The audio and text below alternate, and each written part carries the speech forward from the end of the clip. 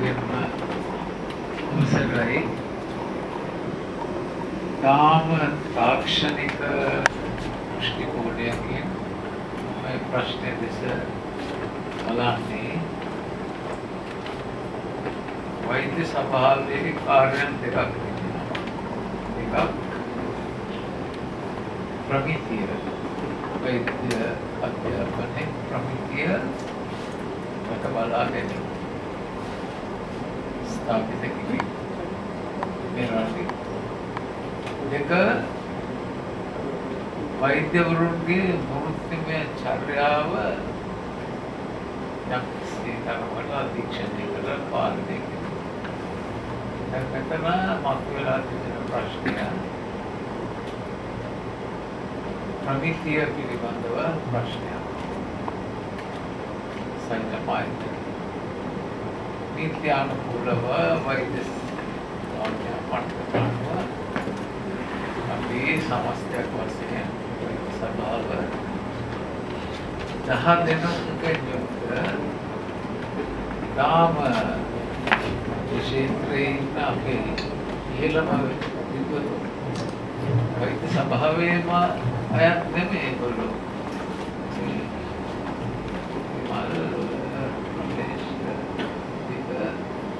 අය 4 දෙනා යුක්තේ වෛද්‍ය සභාවේ විකාශතර විශේෂ යුක්ත කණ්ඩායමක්.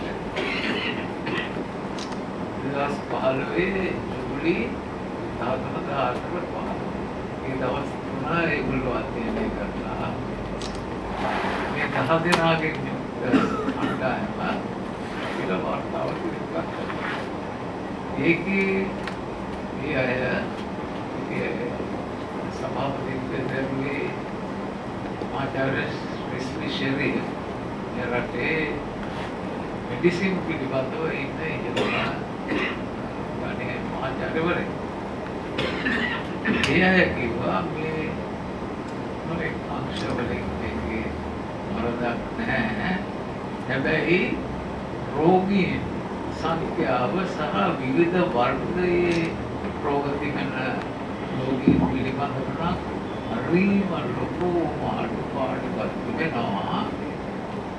අනිත් ඒවා කොයිතරම් දේශන ශාලා ආදී හරිය මේ තිබෙන ප්‍රබල ඕනතාව නිසා ඒ අවනම් වෛද්‍යවරුන් වශයෙන් ලියාපදිංචි කිරීමට අපට අනුමැතිය දෙන්න බෑ. ඒකේ විපත් මණ්ඩලයේ දායකයෙක් ඒ අයගේ මතය මගේ මතයක් නෑනේ පරීක්ෂණ. ඉතින් ඒ අනුව අපි කිසි නීතියට අනුව අපේ සෞඛ්‍ය අමාත්‍යාංශයේ ඔබ දැනුම් කරලා 2015 සැප්තැම්බර් 4 වෙනිදා ඊට පස්සේ තමයි මේ ආරම්භය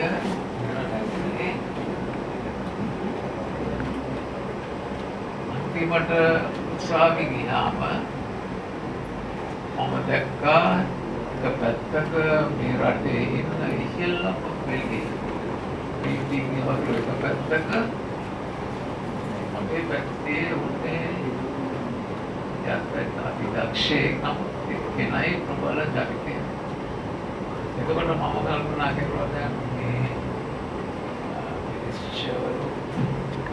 මිනිස්සුන්ගේ තාම ප්‍රබල අයුරින් අය හත් දෙනෙක් එකටම කියනවා නම් මේකේ කිසිම වරදක් නැහැ නීතියේ ඇසෙන් බැලුවාම කියලා. එතකොට ඒ දෙදෙනාගේ නිශ්චය ඒ අතට වරවෙන්න ඉඩ තිබුණා.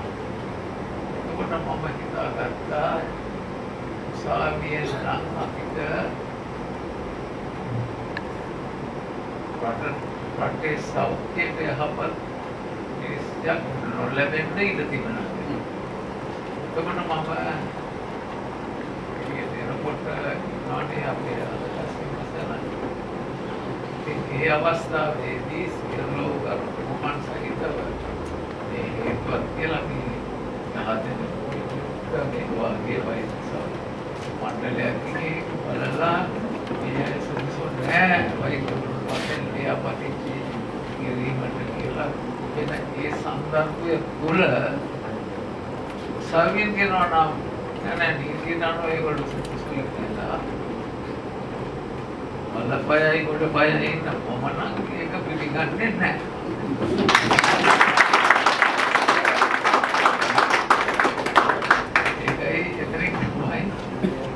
Ada mama istri macam ni, maspen dan Indonesia parana sehari ini malah darah ni civil disobedience ke lagi katanya orang ni tu mereka ni kita government ini maknanya dua dari setiap orang Indonesia hema tapi dalam ni rich ni එතකොට ඒවා වුණොත් කියන්නේ අපිට ලියාපදිංචි කරන්න වෙනවා. මම නම් ලියාපදිංචි කරන්නේ නැහැ. ඒකේ අපි උපල් ප්‍රශ්නයකට වෛද්‍යතුමා කියනවා ඒකවුත් අපි ඒක මන්තිකව තීරණය කරගත්තොත් අපි මේක ලියන්නේ නැහැ පොතේ කියලා. ඒකට රජයට සිද්ධ වෙනවා බුද්ධික bagi raja ni, pada pemahaman ini, ini bisa diwagi biarkan loya hidup ini lah memainkan ni, apa sangkir kita apa seram masker, nama makan nasi, lalu sabah putih mereka makan, ini maya ini tak awang kawan, ini sesuatu yang ikhlas kerana itu perlu. Jangan ketemu katakan juga Vimal, Ramesh, Muktika, Dinesh na teman lagi hati. Muhammad Muslimin Guru Mahacara